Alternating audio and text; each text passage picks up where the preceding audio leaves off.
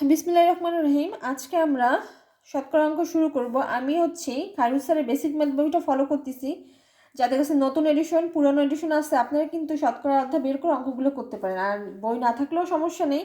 আমি খাতায় যেহেতু লিখে অঙ্কগুলো করাচ্ছি, আপনারা দেখুন। 1 নম্বর অঙ্ক, ঢাকা থেকে গাজীপুরের ভাড়া 80 টাকা। ভাড়া 25% বেড়ে গেলে নতুন ভাড়া কত টাকা? তাহলে আমাদের শতকরায় যেটা প্রথমে জানতে হবে, শতকরা মানে 100।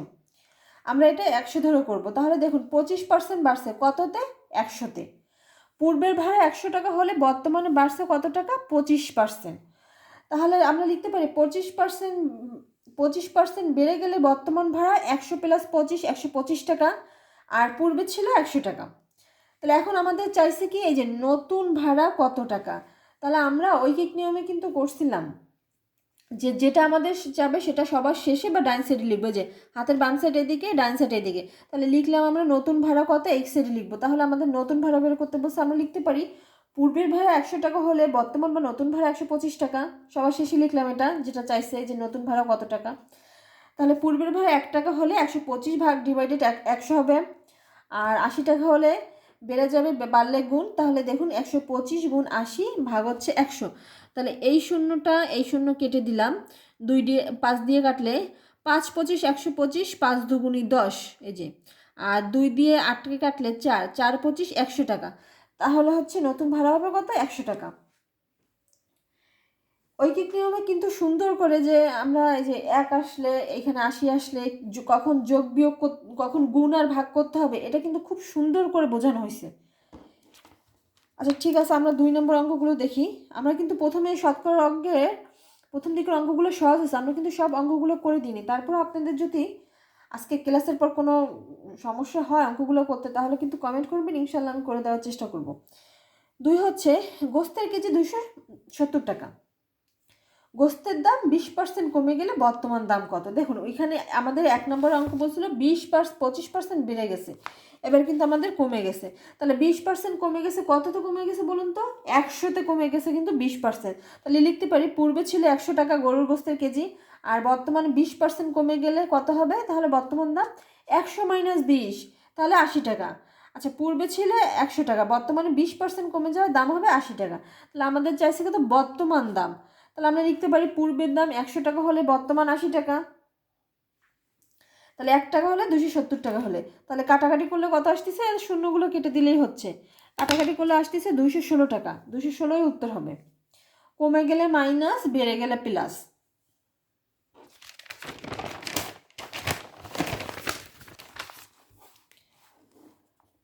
পাঁচ নম্বর অঙ্ক, 2 3 করার পরে 1 আর 2 করার পর আমরা কিন্তু 3 4 বাদ দিছি। আপনাদের যাদের যদি সমস্যা হয় তাহলে একটু প্লিজ কমেন্ট করবেন। 5 নম্বর অঙ্ক 120 জন ছাত্রের মধ্যে 30 জন ছাত্র ফেল করলে পাশের হার কত? 120 জন ছাত্রের মধ্যে 30 জন ফেল করছে। 120 জন ছাত্র, তার মধ্যে 30 জন ফেল করছে। তাহলে 120 জনের মধ্যে পাশ করছে কতজন? 130 জন ফেল করলে পাশ করছে কতজন? 90 জন কিন্তু পাশ করছে। আমাদের বলছে কি পাশের হার কত। তাহলে আমরা লিখতে পারি যে 120 জনের মধ্যে পাশ করছে 90 জন। আমরা যে 120 জন থেকে 30 জন মাইনাস করলাম, যে ছাত্ররা ফেল করছে, তাহলে কিন্তু আমাদের পাশের হার বের হয়ে যাচ্ছে। পাশ কত করছে কতজন? তাহলে 120 থেকে 30 বাদ দিছি আমরা। ফেল ফেল ফেল ফেল কতজন করছে সেটা বাদ দিছি, তাহলে 90 জন। তাহলে 120 জনের মধ্যে পাশ করছে 90 জন। তাহলে একজনের মধ্যে ভাগ হবে, কমে যাবে, ভাগ হবে। আর 100 জনের মধ্যে 100 জনের মধ্যে পাশ করছে কতজন? তাহলে 100 গুণ হবে পাশের হার, এই যে আমাদের হার চাইছে, হার পাশের হার, তাহলে 100 দিয়ে গুণ হবে। তাহলে কাটাকাটিগুলো হচ্ছে 75%। কাটাকাটি তো ইনশাল্লাহ আপনারা পারবেন। তারপরে দেখাই দিব, এই শূন্য কাটবে।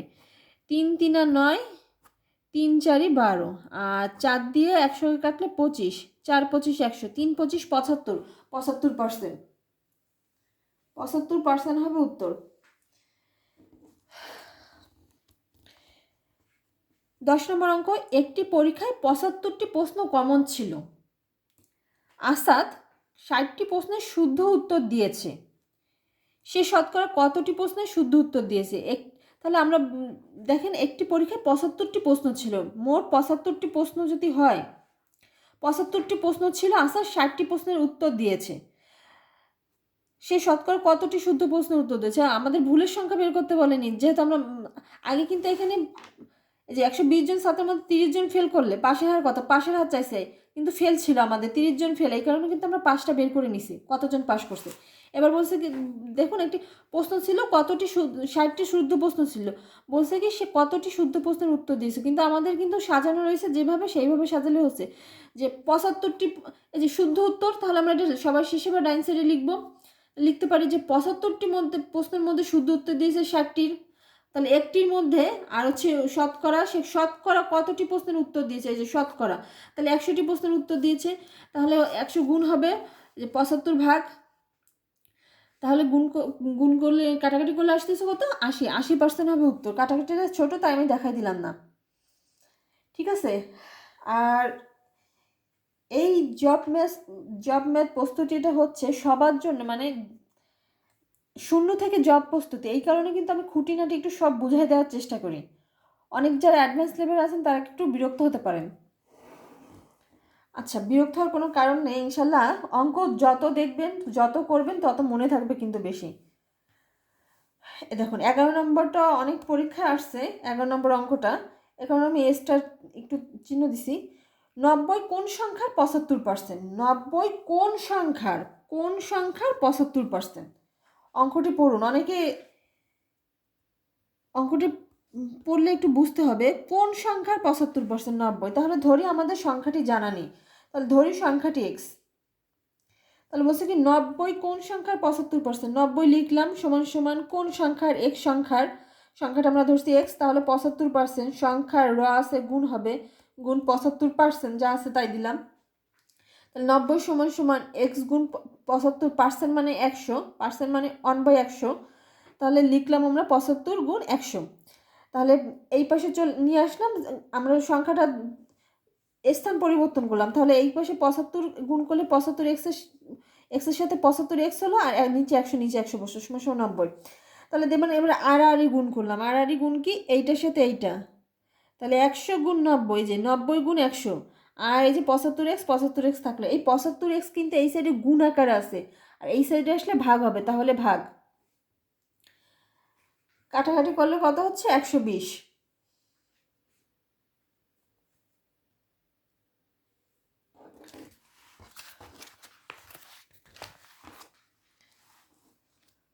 12 নম্বর,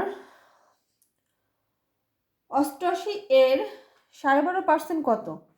দেখুন 88 লিখলাম গুণ, এর মানে গুণ লিখলাম, এই যে 12 দুগুণী 24, এই যে 2 আছে এখানে, এই যে 12 দুগুণী 24, আর এইটা গুণ হবে, আর এই যে উপরেরটা প্লাস হবে, 12 দুগুণী 24, আর এই 1 আছে 1, 12 দুগুণী 24 আর 1 কত 25, আর এই নিচে 2 বসলো 25, আর পার্সেন্ট মানে 1/100, 1/100 লিখলাম, তাহলে কাটাকাটি করলে কত আসতেছে, কাটাকাটি করলে হচ্ছে 11 হচ্ছে উত্তর।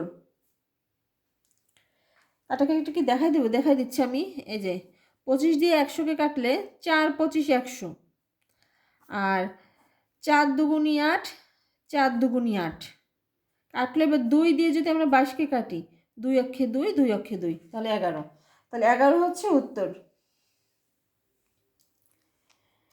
13 নম্বর অঙ্কটা দেখুন, যদি রিক্সা ভাড়া 60% বৃদ্ধি পায়, তবে রিক্সা যাতায়াত শতকরা কত ভাগ ব্যয় করলে ব্যয় বৃদ্ধি পাবে না। যদি রিক্সা ভাড়া 60% বৃদ্ধি পায়, তবে রিক্সা যাতায়াত শতকরা কত ভাগ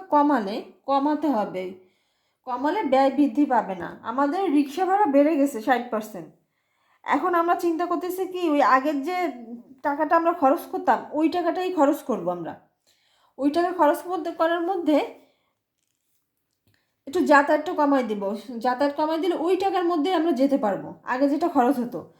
তাহলে এই যে 60% বৃদ্ধি পাইছে, বলুন তো কততে 60% বৃদ্ধি পাইছে, 100তে কিন্তু 60% বৃদ্ধি পাইছে, তাহলে পূর্বে যদি ছিল 100, বর্তমানে কত 160, এই যে 160, 60 মানে 60% মানে 100-র সাথে 60 প্লাস করতে হবে 160, তাহলে এবার কি বলছে শতকরা কত ভাগ কমালে, তাহলে কত ভাগ কমাতে হবে, এখানে কিন্তু ভুল করেন যে 100তে 60 দিয়ে দেন অনেকে, ঠিক আছে, কিন্তু 100তে 60 না, বৃদ্ধি পাইছে কত 60%, তাহলে 160%-এর কমাতে হবে 60 টাকা।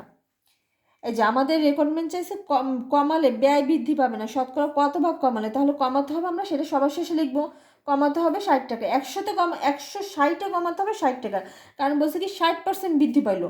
পূর্বে ছিল 100 টাকা, বর্তমানে মনে করেন যে 160 টাকা বৃদ্ধি পাইছে, এবং কমাতে হবে কত, 160-এ কমাতে হবে 60 টাকা।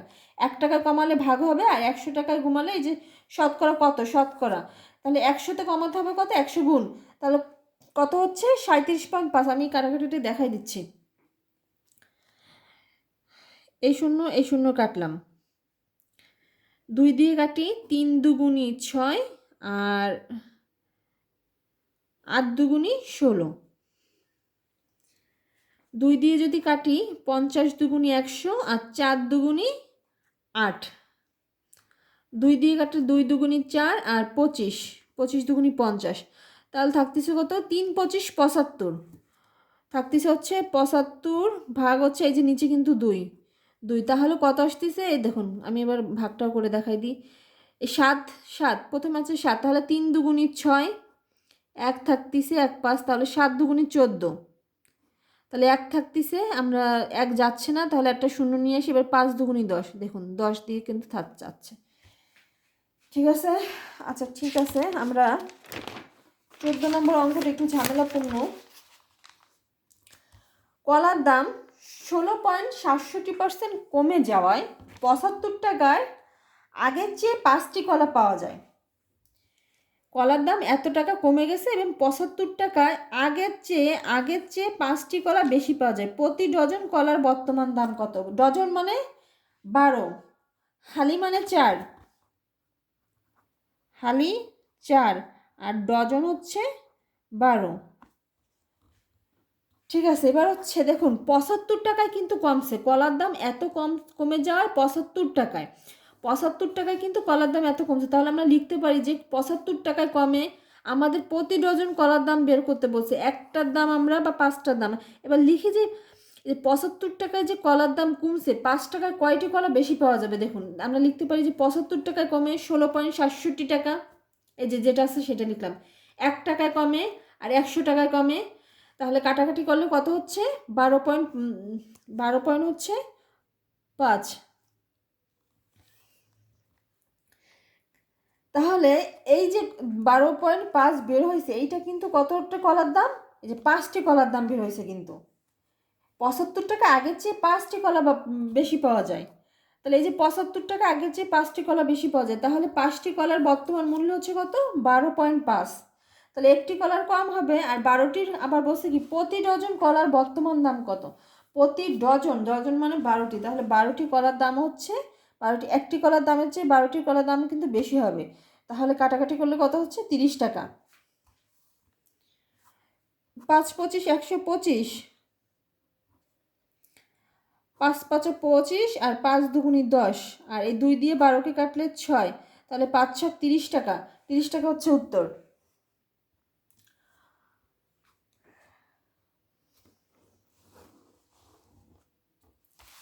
অঙ্কটা কি বুঝতে পারছেন? কলার দাম 16.67% কমে যাওয়ায় 75 টাকায় আগের চেয়ে 5টি কলা বেশি পাওয়া যায়। তাহলে দাম কমছে কত, 75 টাকায় কিন্তু কমছে, তাহলে 75 টাকায় কমে এই যে 16.67 টাকা, 16.67 টাকা, 1 টাকায় কত আর 100 টাকায় কত, তাহলে আমাদের এই যে 12.5 টাকা হচ্ছে 5টি কলা বেশি পাওয়া যায়।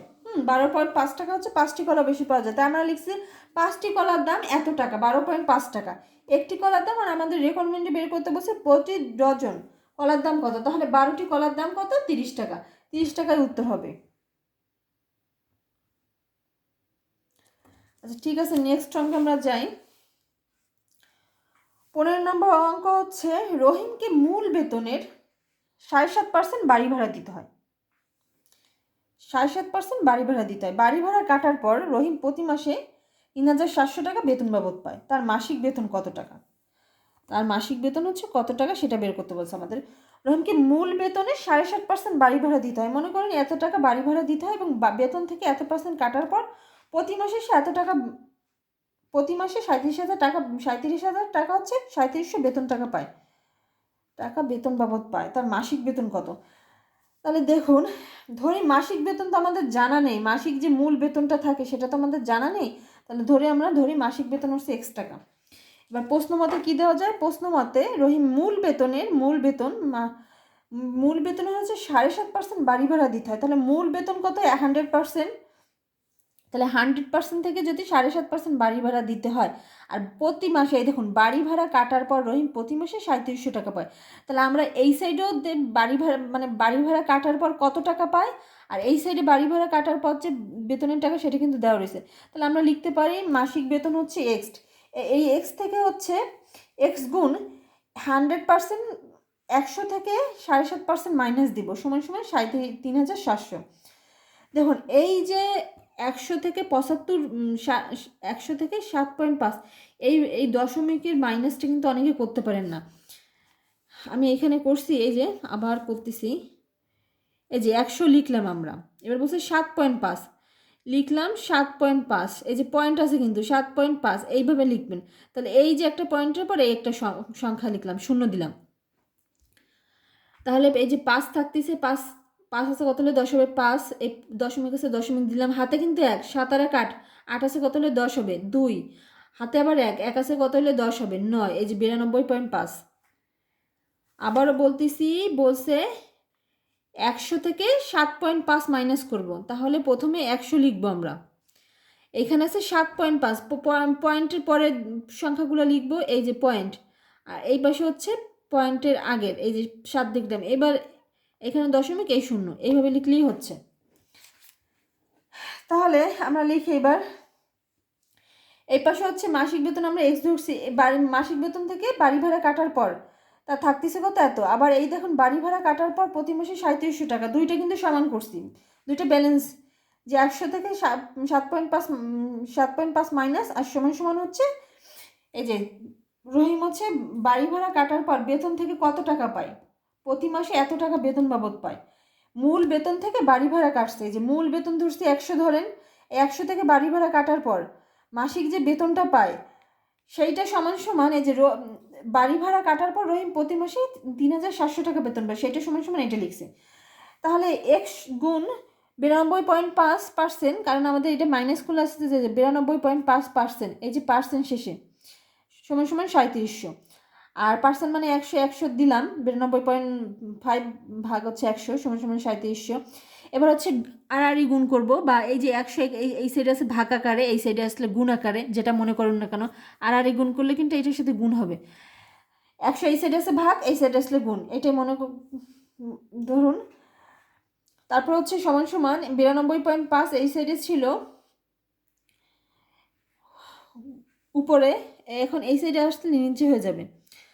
তাহলে আমরা এই যে দশমিকটা আছে, এই দশমিকটা উঠাই দিব, এখানে আমি করে দেখাচ্ছি, এই দশমিকটা উঠাই দেওয়ার জন্য এই যে দশমিকের জন্য একটা 1, আর এই যে দশমিকের পরে কয়টা ডিজিট আছে, একটা ডিজিট, এই কারণে একটা শূন্য লিখলাম আমরা। তাহলে এবার কাটাকাটি করি, দেখুন 5 দিয়ে যদি কাটি, 5 কুড়ি 100, আর 5 দিয়ে কাটলে 185 গুণ 5, 900, 9 2 5 আসতেছে, 925 আসতেছে। আবার কাটি,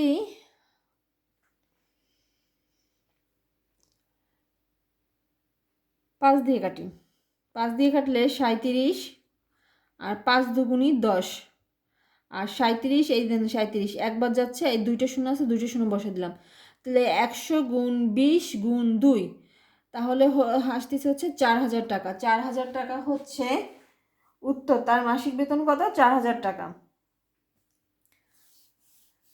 আচ্ছা, নেক্সট ক্লাসে আজকে এ পর্যন্ত। নেক্সট ক্লাসে শতকরার অঙ্কগুলো আরও করবো আমরা, আর যে অঙ্কগুলো একটু বাদ দিছি, আপনাদের যদি কোনো সমস্যা থাকে তাহলে কমেন্টে জানাবেন, ইনশাল্লাহ আমি করে দেওয়ার চেষ্টা করব।